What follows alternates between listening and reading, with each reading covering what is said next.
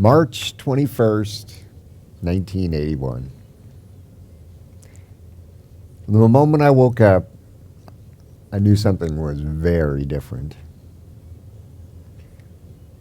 First thing I see is this wallpaper, this ugly wallpaper in front of me. What is that? I don't have wallpaper in my room. What's this frame around my bed? It's like this metal wheel. It's like I'm inside a hamster wheel. It's bizarre. Well, I didn't know it at the time, but that hamster wheel contraption was a traction device called a Stryker circle bed. It's designed to stabilize my spine while keeping the sharp fragments of my neck vertebrae from doing further damage to my spinal cord. See, the night before, I was at a party. And, well, just to be clear, this was not a Tupperware party. Although, I'm pretty certain, though, that they did use Tupperware for the Jell-O shots. So, I leave this party about 3 a.m.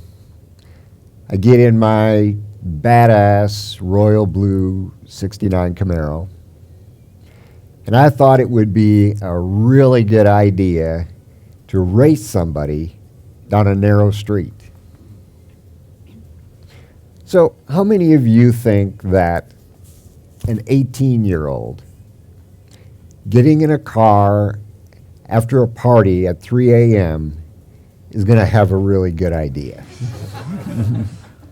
Yeah, there's some sound decision making going on there. Well, there was a collision, and my car got flipped around and ended up going through somebody's living room backwards. Yeah. So I shift my eyes from that wallpaper over to the right, and I see an IV bag hanging off a hook. Next to that is this big monitor, big green monitor, got numbers going across it in lines. Well, the lines they're going like up and down rhythmically to a heartbeat. Thank you.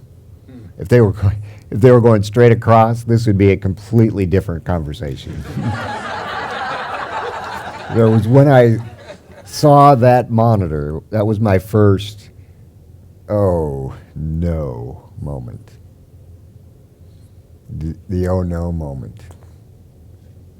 You ever had those? Yeah.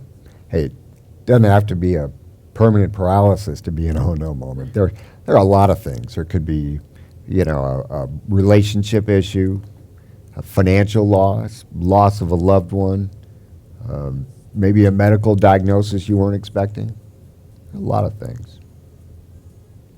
And in the weeks and months of rehab that followed, I had a lot of questions. Could I have sex? How would I eat? Could I have sex? How would I get dressed? Could I have sex? How would I poop? Hey, trust me, that was just the beginning. And over time, I learned to live independently, drive a car, go to college, have a career, get married, have children. And while relearning to do all the things that I needed to live, I developed a critical mindset, the mindset of a survivor. Now, what does that mean to you? The mindset of a survivor. Now, to me, a survivor is someone that thrives, someone that grows stronger from the adversity. So what are your survivor moments?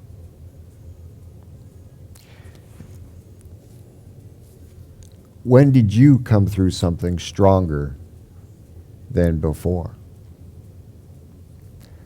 I don't believe that being a survivor is limited to myself. I believe that everyone in this room is a survivor. We are just so damn hard on ourselves that we lose sight of it. We don't see it. So think about it. What are your survivor moments? When did you come through something stronger than before? I have an example. It's about me, if you don't mind me. I'm going to keep talking about myself. One evening last August, I was in my bathroom. And I didn't know it at the time, but the cables from this controller to my batteries had been getting loose. Well, that evening they came apart, and well, when that happens, chair doesn't work. My cell phone was sitting in another room plugged into its charger, mocking me. I have power. So there I am in the bathroom, got the tub over on this side, toilet on that side, sitting here, my chair, no power. Okay, Mr. Survivor, what are you going to do? Well, I reached over and I grabbed this transfer handle off here, and I started wailing on the handicap bar that was on the other side of the toilet as hard as I could. And I made as much noise as I possibly could. And guess what? It worked. Only took 12 hours for someone to hear me and figure out, hey, something might not be right. Maybe we need to check this out. And so, I mean, that was a lighthearted story. Fine, it turned out well. I'm laughing about it. But it could have been much different. It really could have. So how did I grow stronger from that? Simple. Just strengthen my resolve to never give up. Hey, it doesn't have to be a big thing. It can be little things too.